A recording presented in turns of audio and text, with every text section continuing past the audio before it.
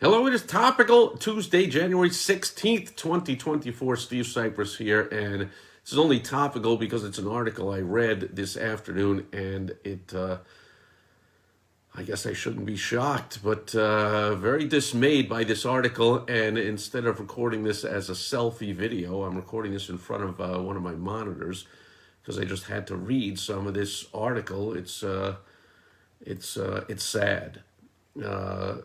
It's from MediaPost.com. Came out this afternoon, and it's got to do with they're upset. This Center for Countering Digital Hate. That is a buzzword. In other words, an anti-free speech organization. The Center for Countering Digital Hate, whatever the heck that is, came out with some kind of study, and they're complaining that YouTube is making over $13 million a year in ad revenue from channels that, quote, undermine scientific consensus on climate change. Got a notification. Let's get rid of that. They undermine scientific consensus. Wow. They're upset that there are people that are undermining scientific consensus, and later on they use the phrase they don't like it when people are rejecting scientific consensus. Okay, so they're upset. They believe that Google, YouTube's parent company, should prevent advertising money from being generated by content that rejects scientific consensus about climate change. Doesn't matter about what. The point is scientific consensus. If scientific consensus wasn't rejected, the planet, everyone would be dead, basically. There would be no advancements in all of life. There would be no inventions. There'd be no improvements. There'd no be advancements. I mean, the Earth would still be considered the center of the universe. Pregnant moms would still be taking thalidomide. Crop dusters would be dropping DDT all over all the crops. Doctors, I got a whole file full of ads from the 60s of doctors promoting various brands of cigarettes, because apparently doctors felt that cigarette smoking is fantastic and has no health concerns. And then, and we should stay 6 feet apart was, quote, scientific consensus. Then it came out that was all made up, social distancing or the mask that the government itself puts on their website, that do not wear these surgical masks in when there are forest fires or the smoke is coming, because the smoke particles can easily get through that mask. And smoke particles are like, I don't know, some kind of thousands or million times larger than the particles of the virus that people were told to wear that mask. I could just go on and on, but obviously scientific consensus. So I looked it up, and I went to the government website itself, okay? Because I just typed in to search engine, when has scientific consensus been wrong? Actually, I just typed in scientific consensus wrong, and the suggested sentence was, when has scientific consensus been wrong? And there were thousands, millions and millions and millions of pages about this from all kinds of AEI.org, IndieScience.org, Scientific American. If you say science is right, you're wrong. Following the scientific consensus is wrong. Science is about evidence, not consensus, from the StanfordReview.org. Scientific consensus, blah, on and on and on and on, until I found one on the government website itself. The NIH, the National Institutes of Health, something called NCBI.NLM, which is the National Library of Medicine, .NIH.gov. Article right here saying, quote, while appealing to scientific consensus is a legitimate tool in public debate and regulatory decisions, such an appeal is illegitimate in scientific discussion itself. In other words, illegitimate, stupid, like incorrect, has no place. Like scientific consensus, who cares? People, first of all, I was going to, not only who cares who disagrees with it, but there must be people disagreeing with scientific consensus, or else you're never going to have an advancement of the human race. And the conclusion of this article is consensus is not an argument in scientific discussion. Only experimental evidence matters. There are examples of decades-long scientific consensus on erroneous hypotheses. So a lot of big words there, but basically, consensus is not an argument. It has no place in scientific discussion.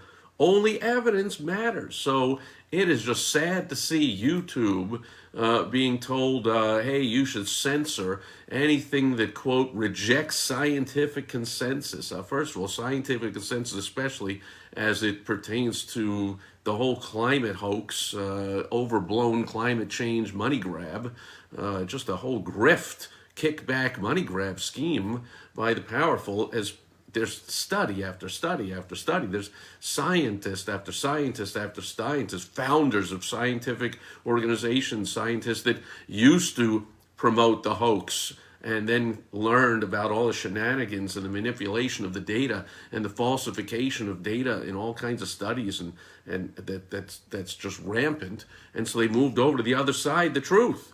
Anyway, so who knows? This will probably get taken down all over the place on all the anti-free speech websites like YouTube itself and Facebook and whatever. But it will stay up on some of the pro-truth sites that I put my articles and videos and audios up on. It'll stay up on my blog, on my podcast. It'll likely stay, of course, it'll stay up on X.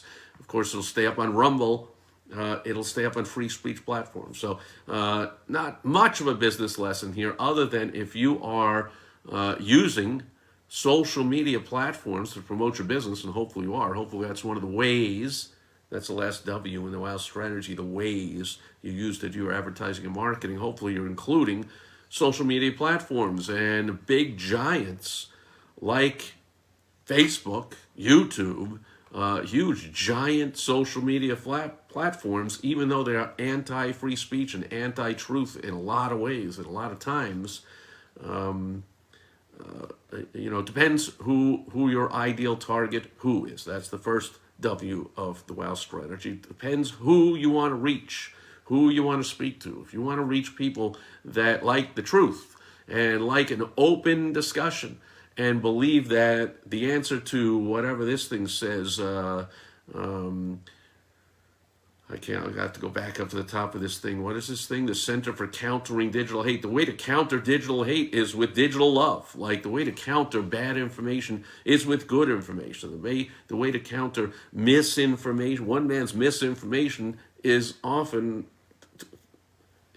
provable truth, but it's by definition somebody else's truth. And so if you're looking for platforms that are okay with censorship, then stick with the major ones. If you've got an audience, an ideal target the people you're looking to attract that appreciate straight talk. My nickname's Straight Talk Steve, so you know where I stand on this. I'm not a big fan of censorship and not allowing people to monetize videos because they're countering, they're rejecting scientific consensus. There is no consensus does not matter in science. It matters in public policy making. That's where it matters, according to all the articles I just talked about, and this one especially that I'm reading right from here, the NIH.gov website, the National Institutes of Health, the government itself telling you scientific consensus, schmensus, consensus is not what science is all about. Of course not. I mean, I learned this 50 years ago back in school when I took science class, and they're like, look, the whole point of science is to try and disprove all the hypotheses out there, all the beliefs out there. Go ahead, and that's how gains are made. That's how humans advance. And I guess I will throw in a business lesson. That's also how you improve your advertising and your marketing. You're constantly testing against what's known as the control. You take your winning ad, your winning message, whatever your winning marketing piece is, your funnel, whatever it is, and you test against it. You're always trying to beat the control. You're always trying to test against basically the consensus of what's working. Always test and look for something that could work even better. So there you have the example from this absurd, just really troubling article that supposedly YouTube, Google should disallow anyone that confronts or rejects or undermines the scientific. I can't even say it without just I laugh, but it's not funny. It's more of a nervous laughter. Like, what the heck is going on? You know, my beautiful wife Michelle and I were watching a movie with Michael Douglas. It was an old movie with Michael Douglas and Melanie Griffith, and it was about World War II and Michael Douglas, not Michael Griffith. That's a friend of mine. Michael Douglas. There was some kind of guy on a street corner on a soapbox in like 1940 screaming about how the U.S. should not enter the World War going on in Europe. World War, which I don't even know if they called it World War then yet, but Hitler's war in Europe going on at that time, and there was big arguments about the U.S. should not enter that war, and they stayed out of it for years. And this guy was up on a soapbox on the street, and I was like, people were listening, and some people were yelling back at him, and other people were just walking away, and other people were just walking by and not listening. And I was like, man, that's social media of today.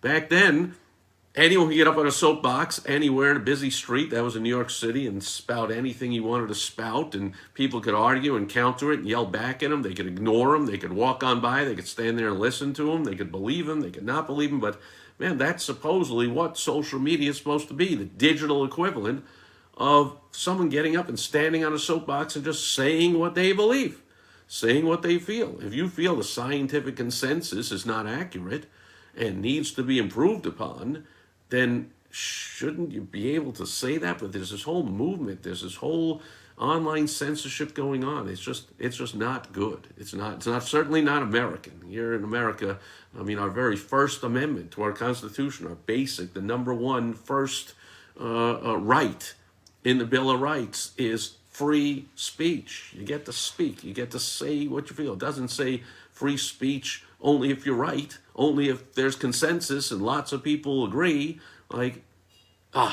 Anyway, end of rant. That'll do it for Topical Tuesday. Life goes on. I really don't believe these major social media platforms are going to change. That's why I go to other social media platforms, where Twitter used to be an anti-free speech platform.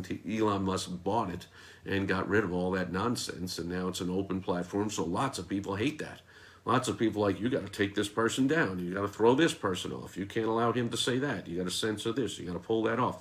Look, the exception, my first year at law school, we learned that the exception, I believe it's been 40-something years, and I don't remember exactly, but there's exception to the right to free speech if it creates a clear and present danger, right? So you're not allowed to falsely yell fire in a crowded theater. You often hear people, even legal experts on TV, saying things like, you're not allowed to yell fire in a crowded theater. Of course you're allowed to yell fire in a crowded theater if there's a fire.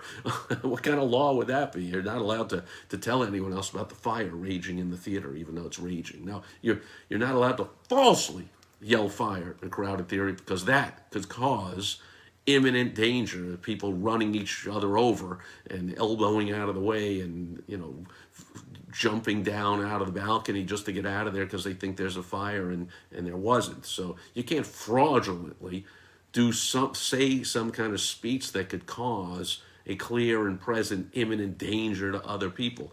Spouting your opinions about whether the ice caps are going to melt by 10 years ago, according to Al Gore, or like you shouldn't fly in private jets, according to everyone who flies in private jets, or you should use solar panels, according to people that have like 20,000 square foot homes with no solar panels, and on and on and on. I mean, is there enough clues about the hypocrisy of the leaders of that movement that it's total crap? Like, come on now. So anywhere that disallows that kind of soapbox, that kind of just free speech, people have an opinion, someone else has an opinion. Right here, wherever you're watching this, reading it, listening to it, go ahead. Post a comment and say you're out of your mind. Of course, the earth is ending in 7 years or 10 years or 4 years or tomorrow or whatever you want to say. Go ahead. Tell me about whatever articles you like that say that climate change is not a hoax. Go ahead. And then someone else will post all the articles and all the videos about people pointing out that climate change is a hoax. And we can go back and forth. Hopefully, that's the way it is. If not, go to a different platform where that kind of stuff is allowed. That's just my 2 cents. That's my audience. My audience. My nickname's Straight Talk Steve. My audience likes straight talk. They like the truth. They don't like one side being censored and not allowed to monetize their videos because we don't like what they're saying. Because now supposedly this is a Center for Countering Digital Hate. Supposedly just giving your opinion about the weather, about the science, about the climate is digital hate? That's hate? Unbelievable. Not unbelievable. I believe it 100%. It's just sad. Anyway, that'll do it for Topical Tuesday, January 16th, 2024. Let me know how you feel, how wrong I am, how right I am, how you don't care, how whatever. It's all good. Let me know. And follow, like, share, all that kind of good stuff. Anywhere you're seeing this, reading it, or listening to it, I completely appreciate that. I also respond to all comments when appropriate. If you're put a response, in other words, it doesn't need any kind of, put a comment that doesn't need a response from me, of course, then I don't respond. I might just click a like or something, but I respond to all my comments on all the platforms. So go ahead, let me have it. I will not delete your comment or censor whatever you say, no matter how much you hate me or what I say or whatever. Like, I love free speech. I'm an American. Catch you tomorrow on World Wide Web Wednesday.